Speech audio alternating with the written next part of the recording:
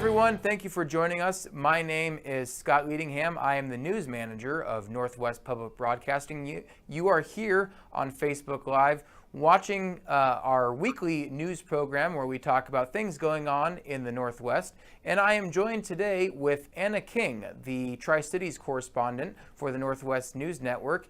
And Anna is here to talk about all things Tri-Cities, but specifically the Hanford Nuclear Reservation that she covers day in and day out. Thank you, Anna, so much for being here today. Anna, my first question is really all the news that's been coming out of Hanford this week, really, and in the weeks and months before this about some contamination issues at Hanford. So can you walk us through a little bit about what's going on at Hanford now? Well, there's several contamination issues at Hanford, as we all know, but this week what is happening is there's this ever-growing circle of waste that's kind of matriculating out of bounds at Hanford. There's been 10 workers contaminated. There's one that is maybe contaminated more than that. There's dozens of cars. There's been offices, trash can, concrete barrier. Then there's these things called cookie sheets that they put out in the fields, that they have these like huge metal pans, and then they just let the air drift down on them and see what radioactive stuff in the air drifts down onto these pans, and then they wipe them off with like kind of a baby wipe thing. And then they also have these air sipping machines that have been turning up signatures of radioactive contamination. And all this is happening at a place called the Plutonium Finishing Plant at Hanford. It's a demolition site. It's a massive factory. It was once used to create solid plutonium buttons from liquids that contain plutonium, and those buttons were used for Cold War era bombs, and so that was the purpose. But now they're trying to rip down this big laboratory factory thing, and it's just kind of spewing radioactive stuff a long ways, and people are concerned. When I say a long ways, I mean, outside of a radiological control boundary. And in fact, they've had to increase that boundary several times so that they can keep what is inside in the bounds. So it's quite concerning.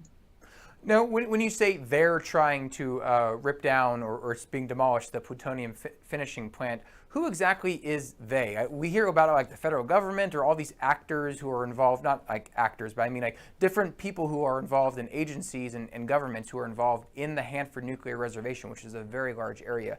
Break down like some of the different agencies and players involved in Hanford. Yeah, so mostly what I'm talking about is the Department of Energy and its federal contractors. So the Department of Energy is kind of in charge of the work, and then it hires these subcontractors that actually do the work. And they have many different types of subcontractors. Some of them are like actual like rip and tear guys and gals that rip apart the buildings and clean things up. Other people are like more support people who like keep the power on, keep all the streets open and well maintained. Those are kind of support agencies, and it takes all of those people together to do the cleanup at Hanford. So this is a different issue, the plutonium finishing plant, than made big national headlines in 2017 earlier when there was this tunnel collapse, and now it's being filled with grout at Hanford. What exactly was happening with this tunnel collapse? What were these tunnels? And for that matter, what is grout and why are they filling these tunnels with it? Scott, it's been a busy year, or a busy couple of years, but sure. Basically, the tunnel instance that happened last year was basically like this massive train tunnel full of train cars with massive equipment that was all very, very hot radiologically, was underground. And then it just collapsed. It just caved in. And they think what might have happened is basically the snow, the exceptional rainfall we had that year, all made the soil on top of the tunnel much, much heavier than normal. And then it just subsided. in a dramatic way. And so that partially collapsed tunnel was very, very dangerous.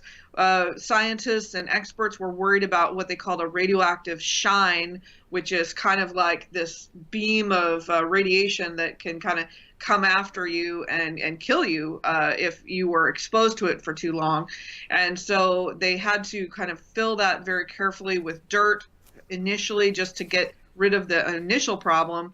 And then they decided that the best way to take care of this was to fill it with engineered grout. So they put these massive concrete mixing trucks basically backed up to the tunnel, and then they had this elaborate system to like pour the grout down into the tunnel and make it run to the ends of the tunnel, and filled it up like a layer cake. And that is to stabilize the whole tunnel so that no more of the tunnel could subside and create that kind of problem before where everything was collapsing. So the problem with the engineered grout, though, is that it might be very difficult to remove and very difficult for ultimate remediation or cleanup.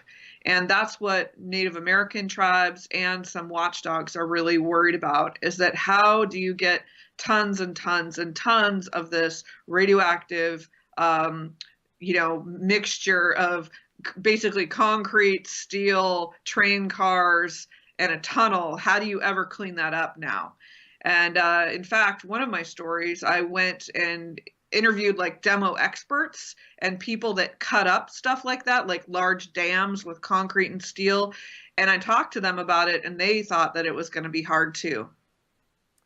Give us a sense of the geography here, because of course people in southeastern Washington will be very familiar with the Tri-Cities and the Hanford area, but from those out of the area who really don't understand the landscapes and the proximity to the Columbia River and population centers, like just kind of paint us an overview of how Hanford sits in relation to the Columbia River and to the Tri-Cities, and why it's so important and why these contamination issues are taken so seriously.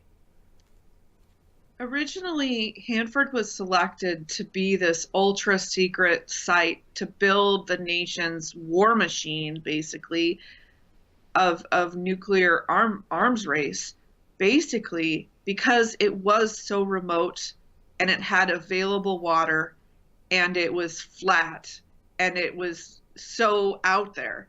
And so what has happened is basically the Columbia River borders this massive site that we are neighboring. It's like 500, it's more than 500 square miles.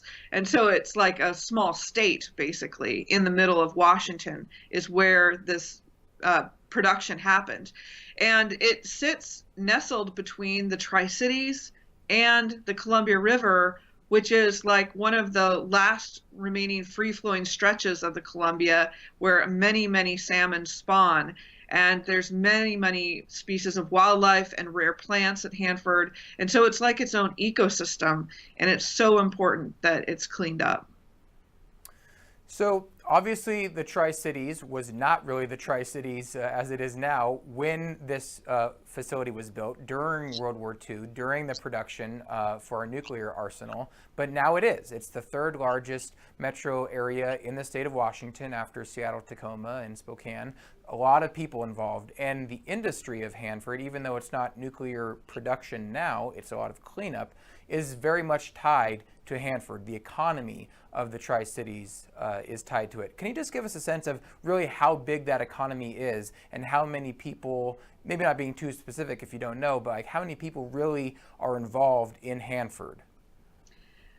What amazes me, Scott, is on most mornings I get up and go to the gym really early, sometimes like 4:45 or 5 o'clock in the morning. And I go out to this highway that's called the Hanford's Bypass or Richland's Bypass Highway. And it's 4 lanes across in each direction. And it looks like I-5 at 7 o'clock in the morning, on a weekday. Very busy then. Yeah. It's wall-to-wall headlights, wall-to-wall. And that's every single morning except for Fridays when Hanford is off.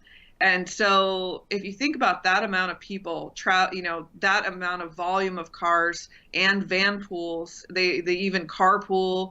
Many people take van pools. And that amount of people going into the site every day to clean this up. It gives you a sense of the scale of how big this cleanup really is.